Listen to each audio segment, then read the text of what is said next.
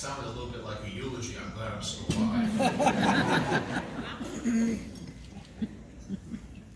Today's luncheon is a special event set aside to celebrate successful students who during their high school years have worked hard or balanced, probably juggled, academics with athletics, artistic or other activities, service projects, and sometimes employment. So congratulations to all of our student scholarship honorees. And on your behalf, thank you to family members and friends, high school principals, superintendents, and generous donors for supporting you during this important stage of your academic journey. Students, I suspect you'll forget much of what transpires during this lunch, including, I regret to say, even my own remarks. But let me still persist and share some thoughts that each of you in your own way might find helpful to hear and perhaps even remember. Think of them as a top 5 list for post-high school success. Number 1, be grateful and gracious because no one achieves and enjoys success alone. Enjoy today. Take satisfaction that you are in this room. But never forget that others helped you get here and achieve whatever you have achieved in your life so far. I promise you that as you get older, one of your best gifts is a deepening awareness of your debt to others and a deeply felt desire to pay back this debt.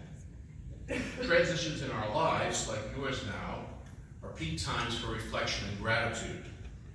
No one knows that better than I as I enter my final month at Alvernia after 14 years of being privileged to serve as president of such a special university. Each and every one of you has your own distinct high school experience to appreciate. But all of you are here today because others have supported you academically and personally on your life's journey. No doubt you are more grateful today than usual for what your parents and other loved ones have meant to you during your high school years. Don't forget, they would like to hear that. So too with some other special people. So I hope you do take time in the weeks ahead to drop a note or stop by the office of those special teachers, coaches, principals, other staff members who played an essential role, big or small, in your high school journey. By this time in your life, you hopefully have been blessed to have 1 or 2 people who have been role models for you, even if you weren't conscious of it. At your age, mine were my mother, an award-winning elementary school teacher, and my freshman and sophomore high school English teacher. I hope you are fortunate to have mentors come into your life during the next several years and throughout the years ahead. But remember that to benefit from a mentor, you must want these people to advise and guide you. At times you will need to seek mentors out and ask them to share their insights. You will certainly value and appreciate such people, but the best mentors view your own growth and your development as their best reward.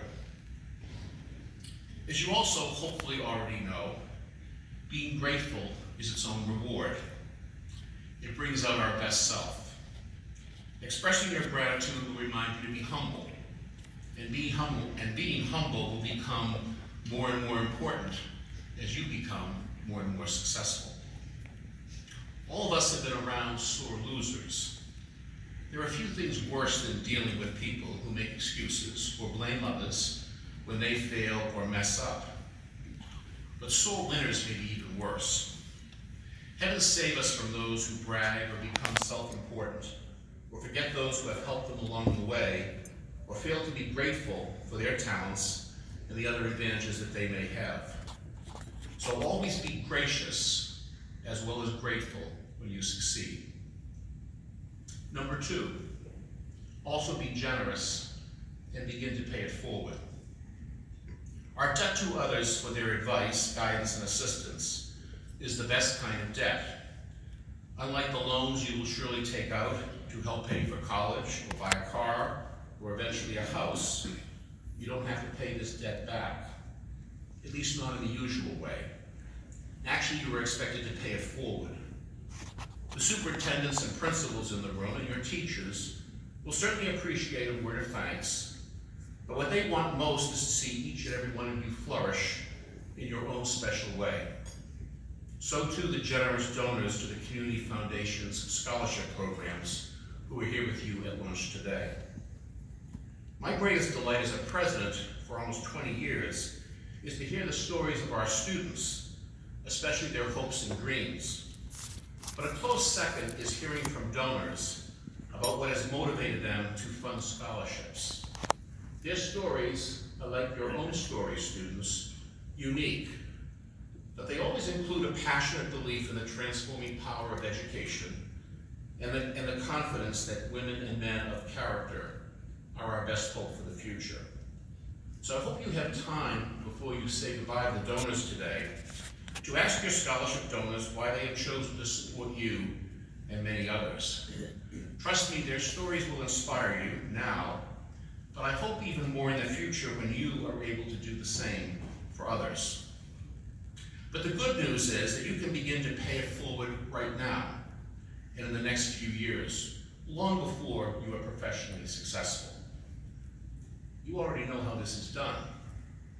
Think of those classmates you admire, the ones who are quick to step forward and lend a helping hand without fanfare or looking for praise. Think of those friends who genuinely care about you and others, who make you feel good to be around them. You can be that kind of person who brings out the best in others, who makes all those around them better. Some of you may have had parents or older relatives who said to you at some point a version of what I heard continually from my grandmother as a child, to whom much is given, much is expected. So going forward, be generous, the kind of person who uses your talents to benefit and help others. Number 3, talent isn't everything, and it's no guarantee of success. Speaking of talent, whatever your background and interests, you are here today in part because of your gifts and talents. No question. But all of you, I promise, will discover in the years ahead hidden talents as well as ability well beyond your imagining and potentially achieve far more than you think is possible. Yet I also promise you that this will never happen unless you will it to happen. When you look back to your high school years, never forget that your motivation, work ethic, self-discipline were the keys to how you performed, whether in class, on stage, or on a court or field. Speaking of athletics, we all know the stories of high school, college, or pro athletes who have superior talent and yet never reach their full potential, and in some cases are barely able to make the team. Not due to a lack of ability, but due to a lack of dedication. Don't be this story. If you want to be truly successful, you must set excellence as your standard and never be satisfied with just getting by or just being good enough. You will need passionate inner motivation and personal responsibility and accountability for your efforts. And that drive and devotion will help you accomplish things that I promise you cannot accomplish by sheer talent alone. Number 4, don't be afraid to get out of your comfort zone and explore the unfamiliar. All of us at all ages naturally gravitate toward what we are best at, where our talents lie, what we enjoy. And all of us, if we are honest, like being in our comfort zone, whether it's the tasks that we must complete or the people we need to deal with. You already know what it's like to be forced out of your comfort zone, because during high school, everybody is required to take some courses they were either disliked or struggled in, or both. You also have had to interact with some people completely different from you in their background or their attitudes, or both. Hearing that I was a literature and history major in college, you can probably guess the courses that I loved to take back in high school, college, and graduate school. And yes, the kinds of courses that I avoided as much as possible. So for those of you heading off to college, trust me, I'm not suggesting you major in biochemistry if, like me, you have no desire to spend even a minute in a science lab. And don't be foolish and pick your major because someone tells you to study X so you can get a job. Like almost all Americans today, you will change jobs at least several times, probably careers too. And many, perhaps most of you, will hold jobs that don't even exist today. After many years of working on college campuses, I think there's nothing sadder than hearing students admit that they chose their major because a parent or an advisor has pressured them to do so. It's hard to be successful if you dislike what you were studying, or if you're not especially good at it. But on the other hand, don't simply avoid a class in college or an opportunity in your job just because it is unfamiliar or a bit too challenging. All of you going to college will be required to take classes that have nothing to do with your primary focus as a student. For example, courses in history, and literature, and psychology will have far more benefit than you may realize now.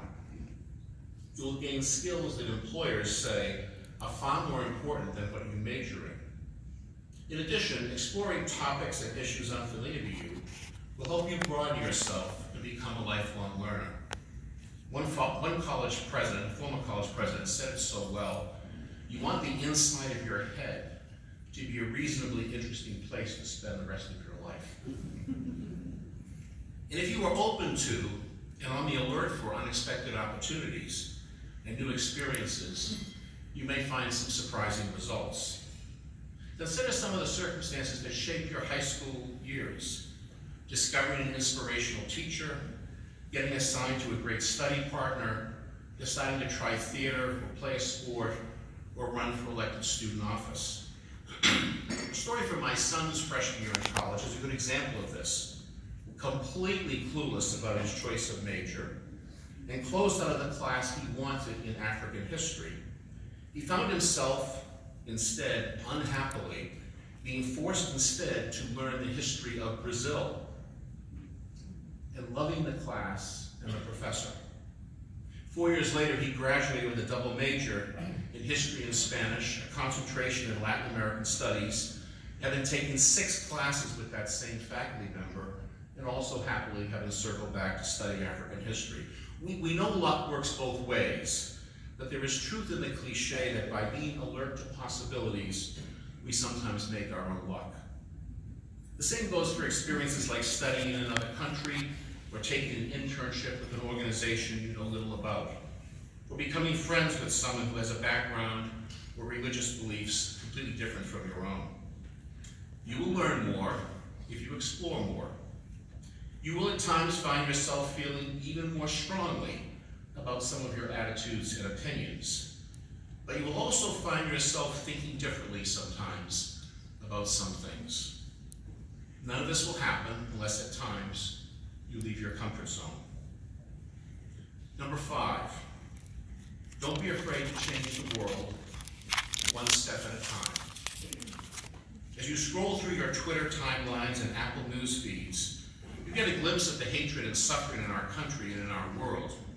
Never have our communities and our country been in greater need of committed and compassionate citizens who act with integrity and respect people of all cultures and beliefs. We need women and men of strong character and strong values, whether in a corporate boardroom or an inner city classroom, a health clinic or a newsroom, in government service or in the legal and criminal justice systems, in a church ministry or social service agency, and even at a university. At Alvernia, we challenge our students, regardless of their career path, to be, quote, ethical leaders with moral courage. Someone who knows right from wrong and has the grit and bravery to act on this knowledge. That's a tall order, being an ethical leader with moral courage, especially in the world we live in. But take heart, you are ready to make a difference. Start small and think local. You already have been involved, I'm sure, in some kind of community service. So you know already that often we get back far more than we contribute when we help others, especially those less fortunate than ourselves. Such experiences will shape who you are, what you think is important, who you want to become, perhaps in some life-changing ways. And finally, let me add a bonus challenge to you all. Be persistent and resilient. Perhaps the words of the late writer James Baldwin will illustrate this and provide a helpful summary of our reflections together on the road ahead of you. Beyond talent, says Baldwin, lie all the usual words: discipline, love, luck, but most of all, endurance. Baldwin cites endurance as the strongest predictor of success, and he knows of what he speaks. As a gay African-American man born of a very poor family in the middle of the last century, he was forced to overcome many obstacles en route to his world-famous success as a writer, just like his far better-known contemporary, the baseball pioneer Jackie Robinson, another man with extraordinary endurance. Each and every one of you, in far less dramatic ways, can tell your own story of endurance. Think of some major obstacles that some of you may have been challenged by: illness, the death of a loved one, personal disappointment, even some failure along the way. There is, to be sure, heroism in confronting and overcoming such obstacles, but there's a quieter yet equally essential heroism in the daily endurance required for success and achievement. If you're here today, you already understand this. So in closing, let me congratulate as well as thank the generous donors here today for having faith in these students, for investing in their hopes and dreams. By your encouragement, you lift us, and by your generosity, you inspire us. And to you, our students, whom we celebrate today, when we honor the best among us, we honor the best in all of us. So may you be grateful, gracious, and generous. May you be highly motivated and dedicated in all that you choose to do. May you explore the unfamiliar and stretch and challenge yourself, and may you help others. And at all times, and in all things important to you, may you persist and endure. I did predict when I began that you might forget much of what I've said, but I ask you to take with you the same challenge that I've given Alvernia's graduating students each May for the last 14 years. Wherever your journey leads you to, make a commitment to do well and to do good. Congratulations and Godspeed.